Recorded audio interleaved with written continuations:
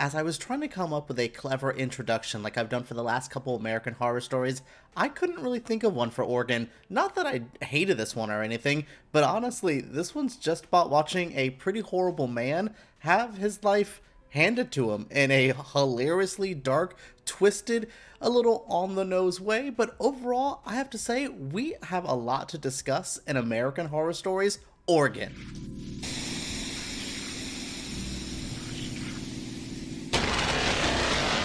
As our Halloween weekend comes to a close, we are going to be discussing Oregon. This has been quite the weekend for these Halloween events, for this American Horror Story epic big season 3 that they've trying to thrown at us, and honestly, I've enjoyed talking about it. I've had a really good time. This one dove into some things I was really excited for. I love the on the nose as much as it was, but I think the cult of women, making these men, these incubators for perfect organs, but using the most toxic men and trying to like fuel toxic masculinity to then only get these men to get more into the thing. This is a layered story, almost a bit too layered. This was one where I praised the other 3 episodes for doing the exact opposite of this. They were tight stories that knew their time length, that knew what they were trying to do. This one was honestly a bit too big of an idea. Not saying I wanted a whole full season of this, but this definitely needed more than, what was it, one of the shorter running times than any of these American Horror Stories.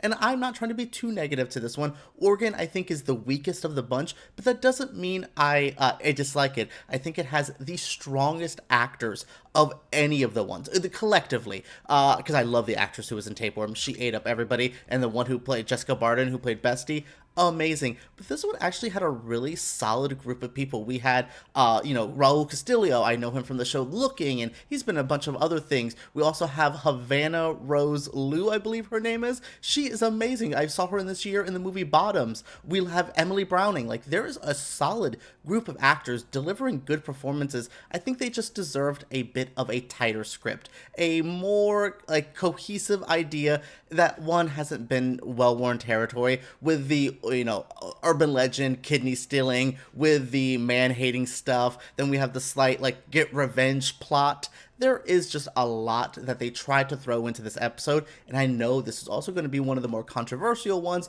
because it's definitely one of the more social commentary. People would label this woke or some BS. I don't know what people's beef with this would be, but I can smell the beef brewing with this one. And again, it's not perfect. It's on the nose, but I also think as much as it's condemning and mocking the Andrew Tate, bro-y, alpha male kind of guys, it's also saying this cult of women are not great. Like, it never once tried to glorify what they're doing, as any of the American Horror Stories. Presenting something is not the same as glorifying it, and I don't think they're glorifying what these women are doing. They're just showing, hey, this guy deserves it. It's just really weird, the conversations that they've tackled in these American Horror Stories. A lot of them are about the body. There's a lot of body horror. A lot of them are about who you are, what your place is in this world, and, trying to fit in. And then some of them have been about how bad men are, like Daphne and Oregon over here. So it's been quite an American Horror Story Halloween event. I'm really glad to jump into this with you guys.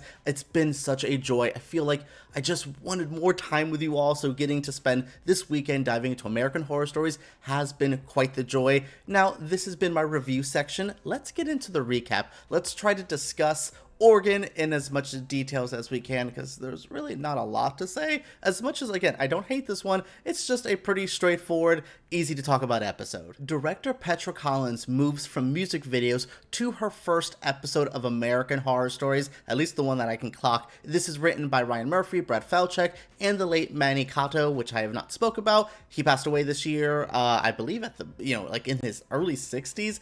It's pretty sad. Such a founding member of so much of AHS stuff, so I wanted to give a shout out to him, and presented a pretty well written script for the most part. Again, as jam-packed as this is, I liked diving into men like Toby. Toby is the most obnoxious bro-y dude.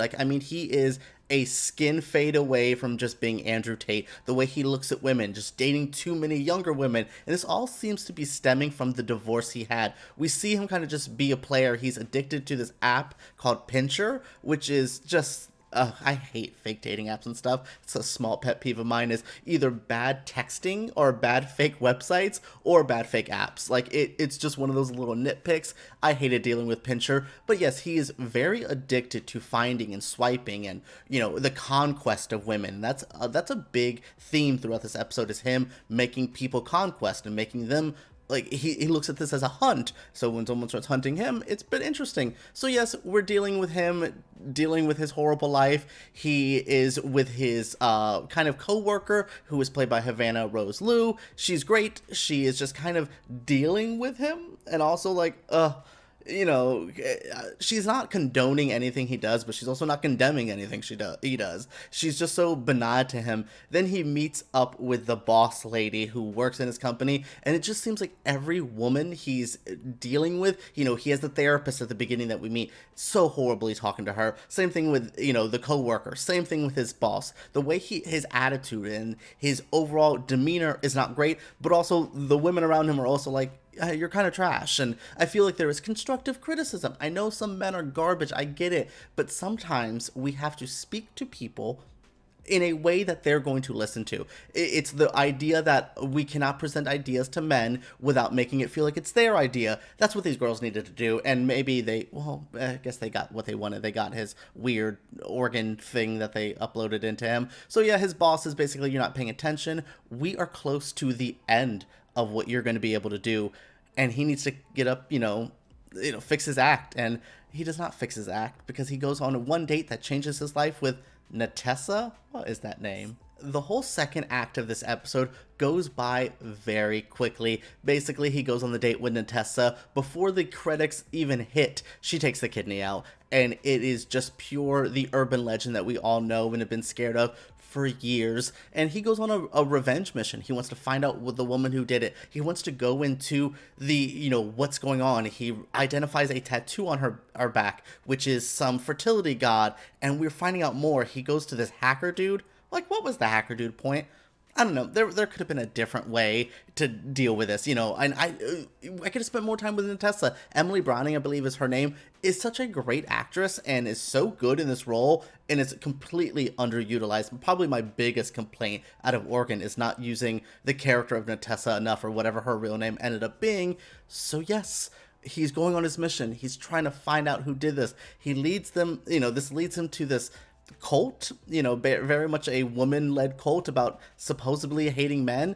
It's much deeper than that, the cult, not the episode. And yeah, so he finds out what he needs to do. He goes to this very eyes wide shut party, finds Natessa there, he kills her. Like, he just straight up shoots this woman because she's so cold to him. Everyone's just been so like, okay, like, I don't care what he has to say. They're always so shady to him. So he just snaps in this moment, and he goes to his assistant or his co-worker. I don't know what, Havana Rose Liu, because no one's really defined in this episode. So yeah, he goes to her.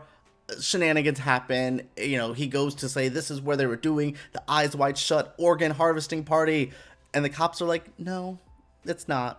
But we also found the dead body that's right over here. Like, baby, the killer always returns to the scene of the crime. Don't make that simple mistake. The cops arrest him, or so he thinks they're cops. Surprise! It's actually going, part of the cult. How many people were in this cult?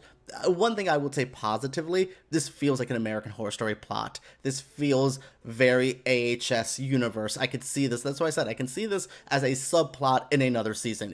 One of those seasons where we jam pack everything into one. I could see this being in here. But yeah, they're harvesting his organs. Well, that's the whole, I guess, mystery. He goes to the doctor. They take his kidney out, but they've also replaced something and put something in there. It's been growing. It's to make a perfect organ so it could go inside somebody else. They're basically turning men into incubators, and the more toxic they are because they're trying to be an alpha male, keep their body right and their mind right and all that jazz. Yeah, it's making these bodies perfect for women to use. And we find out that his coworker has brought this idea to his boss Lee, and his boss Lee's like, great, this is great. Make money. This is smart. And she's using it. It's very obvious, very predictable, but at the same time, I like what was presented. We go to the big auction for the thing. An older woman says, I want the organ, and there's a layer, there's a commentary there, because he went for younger women, so now this older woman's going for his younger body part. Okay, things were being said here. I know I sound kind of shady. This is not the greatest episode, but it's also not the worst. My goodness, the American Horror Story Huluween event is wrapped up with Oregon. I wish Tapeworm was the last one because it's the most shocking. It would have been a really fun way to stop this. But I do think there's one episode that they do have filmed, but that they're holding called Backrooms. So there is 5. There's one more looming. One more looming. We don't know when it's going to get it. I will surprise review it whenever it drops. But thank you guys so much for joining me for the Huluween event. It's been great. If you tuned in for Bestie, I hope you've tuned in for the rest. Make sure you guys are sharing these videos. Make sure you're subscribing. Make sure you are commenting. Give me the thumbs up. All of that matters. And stay tuned. We have more to talk about. We are doing the Dragula, the Blue Brothers Dragula. We're doing Delicate Condition. We're going to review the book. And I have a Nip Tuck video planned. There's also more things coming. So make sure you guys are subscribed. Leave some suggestions down below, and let's talk about AHS Oregon right down here.